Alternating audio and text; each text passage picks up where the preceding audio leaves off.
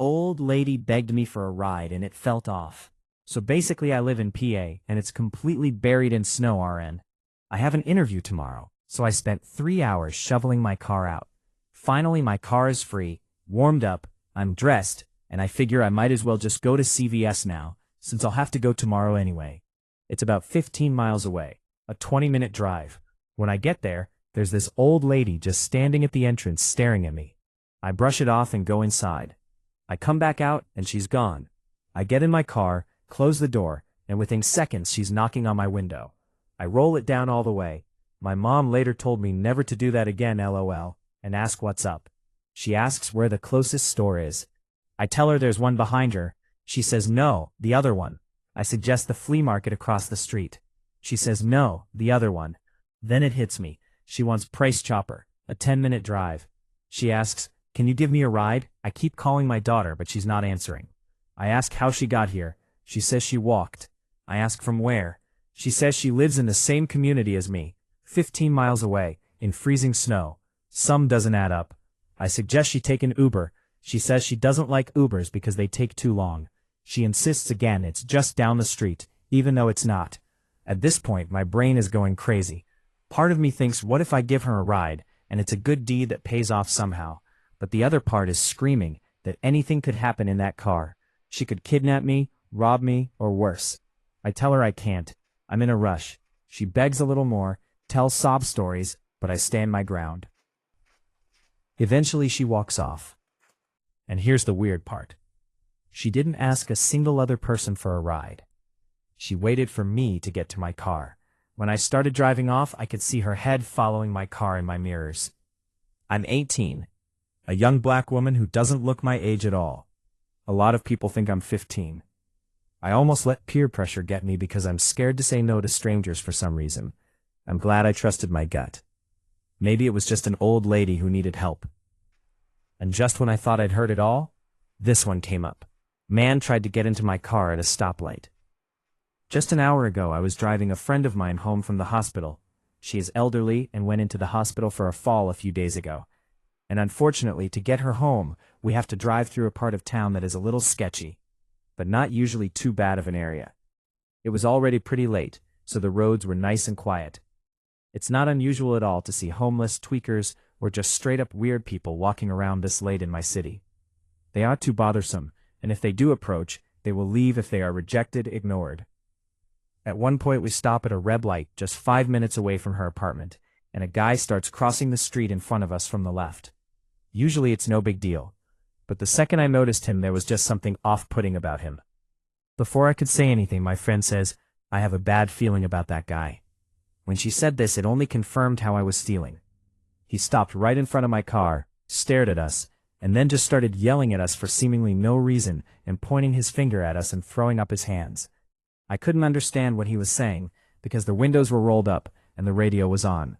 We were both pretty scared at this point, and I was ready to hit the gas if things escalated. I didn't want to run him over if I didn't have to, but I was ready. The thing that stuck with me is that he didn't look like the typical tweaker I usually see on the street.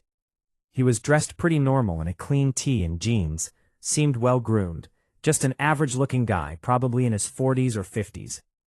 Then, after a good 15 seconds or so of yelling, he kept walking, and I thought he was going to finish crossing to the other side of the street and leave us be. But no. Instead, he suddenly sprinted to the front passenger door, where my friend was sitting, and pulled the handle to try and get in, and even hit the window. I decided in that moment to blow the red light for both our safety. I felt safe running the light, because the street was completely dead. I looked in my rearview mirror after running the light, and saw him sprinting after us. But of course, we were easily able to get away. We took a longer way home after that, just to be safe. We are both fine, just pretty shaken up still, but safe at home. My friend was more upset than I was, which is understandable, and honestly that pissed me off the most. She asked me to stay while she showers and gets ready for bed, so I'm currently hanging out on her couch writing this. I'm not sure if this guy was drunk, or high, or just had a really shitty day and needed to take his anger out. But I wasn't going to stick around and risk our safety to find out. I have never been in this situation before, and I'm not sure if I made all the right choices. I am just extremely grateful I have a habit of locking my doors as soon as I get in out of the car. Edit. Thank you stranger for the award. I wasn't really expecting this post to get much attention at all. And before anyone else feels the need to ask, yes, I did make a police report not long after we got to my friend's house. I just didn't think to add that into the post, which is my bad. I was very tired and upset when I posted this. I'm feeling better today, and I visited my friend, and she's doing just fine as well. Moving to story number 3, and this one hit different. Potential stalker? Sorry for grammar, but I'm using translator to write this.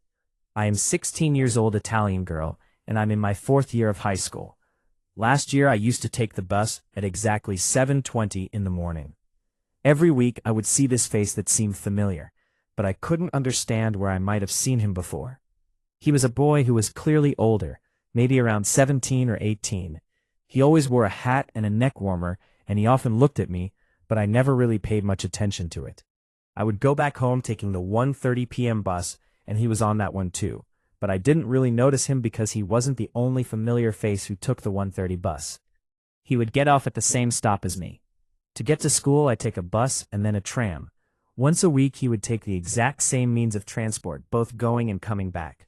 The only difference was that when I got off the tram, he wouldn't get off, while other times he would get off at the stop near my school, but then walk in a completely opposite direction from the school. The strangest thing, though, is this. Since taking the 7:20 bus made me arrive at school almost 15 minutes early, I decided to take the 7:40 bus instead, which made me arrive exactly on time. Suddenly, he also started showing up at the bus stop for the 7:40 bus, but that's not all. During the week, I had one less hour of school only on Thursdays, which allowed me to take the 1:30 p.m. bus home, the same one that the guy in question also took.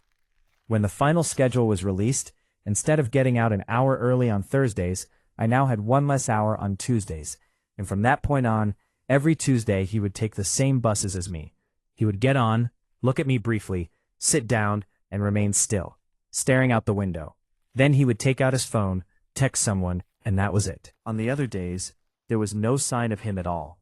Every morning he would arrive at the bus stop from a different direction, and on the way back, he would walk in completely opposite directions from the ones he came from in the morning.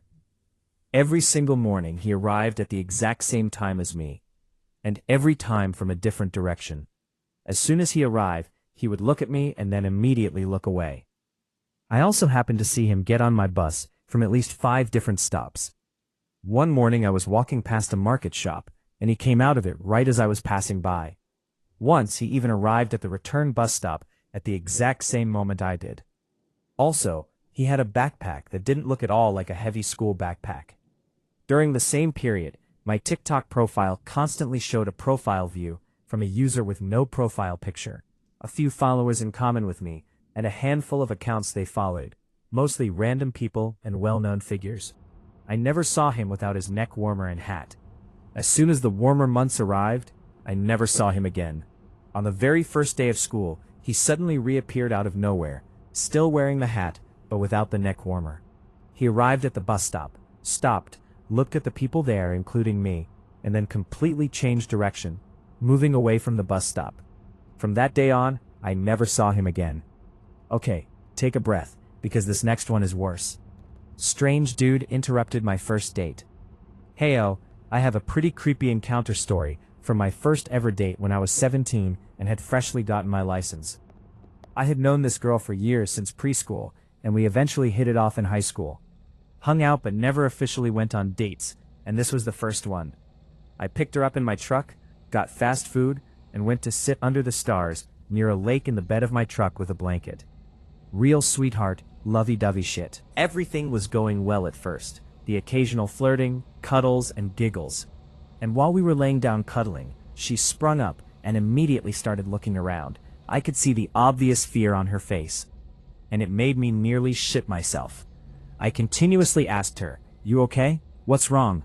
And she just nodded in the direction of a public toilet nearby. Could barely see the outline of the small building, but you could tell it was there.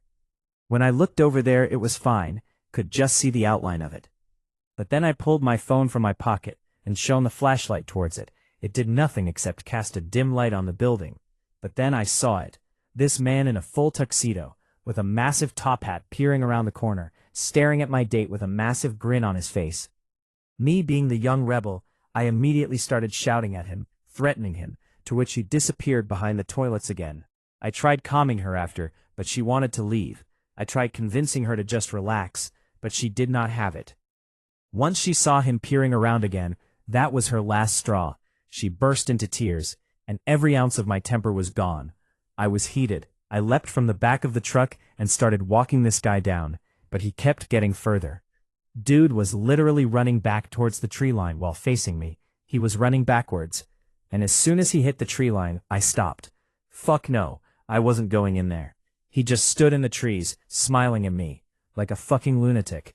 And as soon as I turned around to walk back to the truck, my adrenaline hit the roof and I started hauling ass to the truck. He was sprinting behind me. Once I got in the truck, he ran to her door to try open it, and I was speeding off. I never came back there. And just when I thought I'd heard it all, this one came up. Man in the woods. Okay, so before I start this story, I want to give some context. I grew up in a town called Luther, Michigan, in the middle of the Manistee Forest. I'm talking small, like a population of 300 people. I lived with my grandpa at the time, and we lived in a small one-bedroom cabin he built deep in the woods. And to even get to it, you need to drive down a like 2-mile two-track. So needless to say, unless you know who my grandpa is, or your family, no random person is going to accidentally walk into our front yard out there. So now that I painted the picture, let me tell you the story. I must have been about 7-8 years old or so. As I said, it was a small one-bedroom cabin. So my bedroom was actually the living room. And we had this giant window looking out to the front area of the house. During the day, you could see the driveway, the shed, my grandpa's project cars and trucks, and various farm stuff we had. But at night, pitch black. Like someone put a black blanket over the entire house. My bed was positioned right up against this window, so I'd be sleeping right next to this window. As I said, it's small, so space was a premium, so I'd just curl up with my back against the window and fall asleep. I was a pretty heavy sleeper as a kid, so I'd be out the whole night. One night after I said my prayers and got ready for bed, my grandpa tucked me into bed and sat by the fire to read his Bible. Most nights he'd read his Bible till I fell asleep, then go back in his room and go to sleep himself. And this night was no different. He got in his chair, took out his Bible, and started to read, so I slowly fell asleep. I must have been asleep for maybe 3 or 4 hours when I woke up. My grandpa fell asleep in the chair, and my back was hurting, so I turned around on my other side. So now my face was staring out the window, and I was about to just close my eyes and go back to bed, when I swear I saw a silhouette of what looked like a man standing right outside the window. Keep in mind, it was already pitch black out there, so this means he would have to be standing like inches from the glass. At first I thought I was seeing things, so I blinked a few times, and it was still there. I remember feeling super scared, and I don't move. Maybe I thought if I didn't move, whoever it was would think I was asleep and just leave. But the shadow didn't leave, and once my eyes adjusted, I could in fact make out a man with stubble standing practically right against the glass. Again, I didn't move. The man then kneeled down, where his face was at level with mine, and looked right at me. I fucking started crying so bad, I was shaking, and that woke up my grandpa. When my grandpa got out of his chair, the man took off into the woods. My grandpa came over, started to rub my back, and he asked what was wrong, and I told him what I saw. Now I had a rough childhood, and if I lied to anyone, I'd get my ass beat. So he knew I wouldn't make this up. My grandpa turned on the house lights, went into his room, and came out with a shotgun, and went outside. He was out there for probably 10 minutes, but felt like hours. And he came back in, and his face was spooked. My grandpa was a Green Beret in Vietnam. He doesn't scare like at all, but he looked freaked out. He came over to me and said he'll stay up with me tonight, and even let me watch TV all night, which he never let me do, and the whole night he sat facing the door of the cabin with that shotgun. The morning came, and the first thing he did was put curtains over all the windows. Then we went outside, and sure enough there were footprints in the dirt leading out into the deep woods.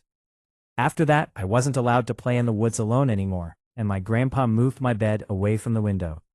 Now, about a week or so later, my grandpa was watching the news after dinner, and there was a story about a recently escaped prisoner that was found near Becky Trail outside Luther.